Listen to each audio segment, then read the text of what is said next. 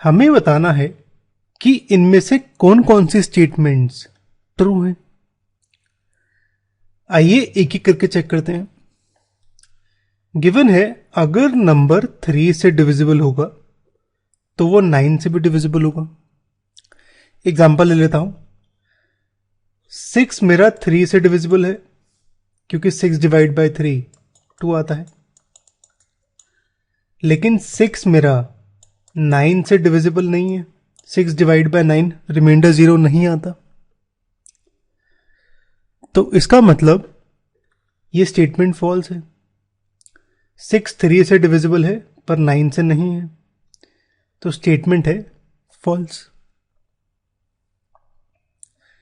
B part check करते हैं। B part में उल्टा गिवन है। अगर नंबर 9 से डिविजिबल है तो 3 से भी होगा। एग्जाम्पल ले लेते हैं।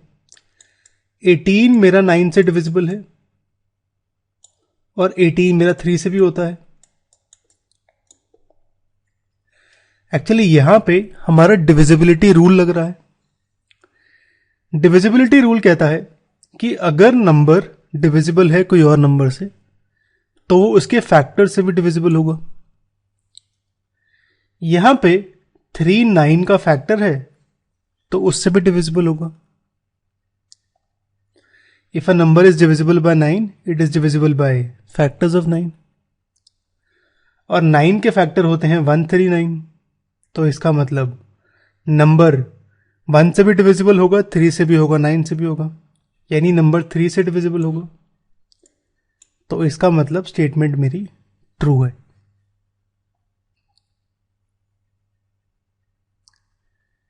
सी पार्ट देखते हैं। इस पार्ट में कह रहा है नंबर 18 से डिविजिबल होगा इफ, यानी अगर 3 और 6 दोनों से है।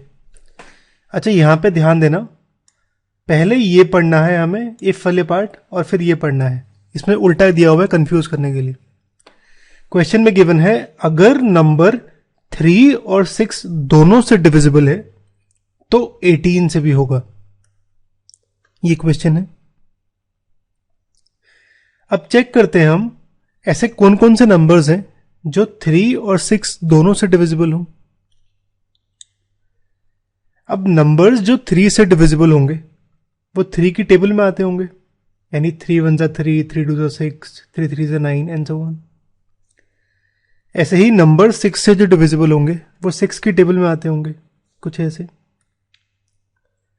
अब ऐसे कौन से नंबर हैं जो दोनों से डिविजिबल है, जो दोनों में कॉमन है। 6 है, 12 दोनों में आ रहा है। अब अगर 12 को लूं तो 12 3 से डिविजिबल है, 6 से डिविजिबल है, लेकिन 18 से डिविजिबल नहीं है। तो इसका मतलब ये जो स्टेटमेंट गिवन है ये गलत है, तो स्टेटमेंट है फॉल्स। अगला करते हैं। इसमें इफ पहले गिवन है तो इसको सीधा पढ़ना है। If a number is divisible by 9 and 10 both, यानी अगर नंबर 9 और 10 से डिविजिबल है तो वो 90 से भी होगा, यानी इन दोनों के प्रोडक्ट से भी होगा। अब यहां पे एक डिविजिबिलिटी रूल यूज हो रहा है। डिविजिबिलिटी रूल है कि अगर नंबर डिविजिबल है 2 को प्राइम नंबर से तो वो उनके प्रोडक्ट से भी डिविजिबल होगा, यानी उनके मल्टीप्लिकेशन से भी डिविजिबल होगा। तो यहां पे हमें पहले तो 9 और 10 को को प्राइम प्रूव करना है, और को प्राइम नंबर्स वो नंबर्स होते हैं जिनका कॉमन फैक्टर होता है 1। तो पहले हम 9 10 के फैक्टर्स निकालते हैं और फिर कॉमन फैक्टर्स निकालते हैं। 9 के फैक्टर होगा 1 3 9, 10 का फैक्टर होगा 1 2 5 10। कॉमन फैक्टर जो दोनों में आ रहा है वो है 1। अब क्योंकि कॉमन फैक्टर 1 है तो इसका मतलब 9 और 10 को प्राइम है, तो मैं ये रूल अप्लाई कर सकता हूं। अगर नंबर डिविजिबल है 9 और 10 से तो वो उनके प्रोडक्ट से भी होगा, यानी 9 इंटू 10 से। 90 से। यही गिवन है क्वेश्चन में, तो स्टेटमेंट मेरी ट्रू है। अब अगला पार्ट कहता है कि अगर दो नंबर्स को प्राइम है तो उनमें से एक नंबर प्राइम होगा। हमने अभी लास्ट पार्ट में प्रूव किया कि 9 और 10 को प्राइम है, पर इन दोनों में से कोई भी नंबर प्राइम नहीं है, तो ये स्टेटमेंट फॉल्स है। आइए लिखते हैं। पहले तो डेफिनेशन लिखते हैं। को प्राइम वो नंबर होते हैं जिनका कॉमन फैक्टर होता है 1, और प्राइम नंबर्स वो नंबर्स होते हैं जिनके दो फैक्टर्स होते हैं। अब 9 की बात करूं तो 9 और 10 को प्राइम है। 9 के फैक्टर है 1 3 9, 10 के फैक्टर है 1 2 5 10, यानी 9 के भी 2 से ज्यादा फैक्टर्स हैं और 10 के भी 2 से ज्यादा फैक्टर्स हैं। तो इसका मतलब 9 और 10 दोनों में से कोई प्राइम नहीं है, लेकिन 9 और 10 दोनों को प्राइम है, तो इसका मतलब ये एटलीस्ट वन ऑफ देम वाली कंडीशन गलत है, तो स्टेटमेंट मेरी फॉल्स आएगी। अगला देखते हैं। All numbers which are divisible by 4 वो 8 से भी डिविजिबल होगा। अब 4 से डिविजिबल वाले नंबर्स हैं जो 4 की टेबल में आते हैं, 4 8 12 16 20 एंड सो ऑन। अगर मैं यहां पे 12 को पकड़ूं, 12 मेरा 4 से डिविजिबल है लेकिन 8 से नहीं है, तो इसका मतलब स्टेटमेंट गलत है मेरी, तो फॉल्स आएगा ये। अगला देखते हैं। इसमें उल्टा है। ऑल नंबर्स जो 8 से डिविजिबल हैं वो 4 से भी होंगे। एग्जाम्पल लेते हैं। 24 मेरा 8 से डिविजिबल है और 24 4 से भी डिविजिबल है, तो ये स्टेटमेंट ट्रू होगी।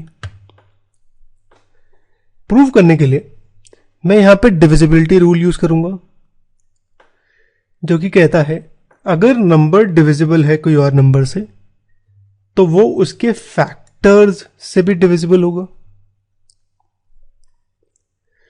अब यहां पे नंबर डिविजिबल है 8 से, तो वो 8 के फैक्टर से भी होगा, और 8 के फैक्टर्स में 4 आता है, 1 2 4 8 के फैक्टर्स होते हैं, यानी नंबर 4 से भी डिविजिबल होगा, तो ये स्टेटमेंट मेरी ट्रू आ गई।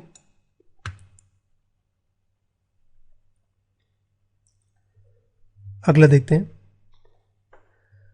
अगर नंबर एग्जैक्टली डिवाइड करता है दो नंबर्स को तो वो उनके सम को भी डिवाइड करेगा।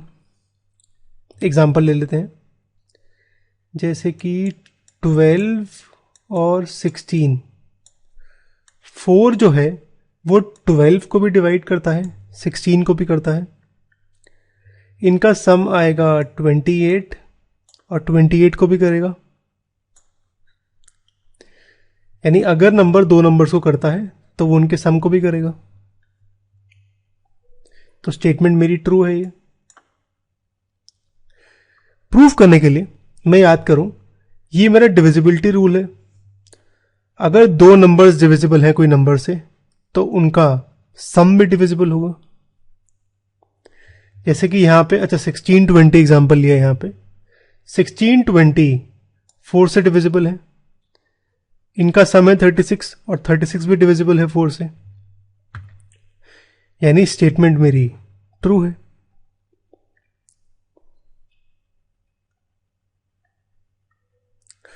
आई पार्ट में उल्टा कह रहा है, अगर नंबर एग्जैक्टली डिवाइड करता है सम ऑफ टू नंबर्स को तो वो कोई भी दो नंबर्स को अलग अलग भी करेगा।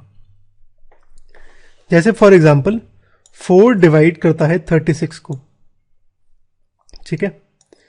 अब 36 को मैं लिखता हूं कोई भी दो नंबर्स का सम, जैसे सपोज 31 + 5, ठीक है। तो कह रहा है अगर नंबर एग्जैक्टली डिवाइड करता है 31 और 5 के सम को तो वो 31 और 5 दोनों को करना चाहिए डिवाइड, लेकिन मैं नोटिस करूं 4 31 को भी डिवाइड नहीं करता और 5 को भी नहीं करता, तो इसका मतलब स्टेटमेंट मेरी रॉन्ग है। एक और बार करते हैं, थोड़ी सी कंफ्यूजन है। अगर नंबर एग्जैक्टली डिवाइड करता है सम ऑफ टू नंबर्स को, यहां पे मैं यहां पे दो नंबर लेता हूं 5 और 31, ठीक है, इनका सम करता हूं तो सम आएगा 36। अब 4 जो है ये 36 को डिवाइड करता है, तो कह रहा है it must also exactly divide the two numbers separately, यानी 4 5 को भी डिवाइड करना चाहिए और 31 को, लेकिन हमें पता है 4 5 को डिवाइड नहीं करता है और 4 31 को भी डिवाइड नहीं करता है, तो ये स्टेटमेंट फॉल्स है मेरी। 36 डिविजिबल है 4 से, लेकिन 4 ना तो 31 को डिवाइड करता है ना 5 को, तो स्टेटमेंट मेरी फॉल्स है।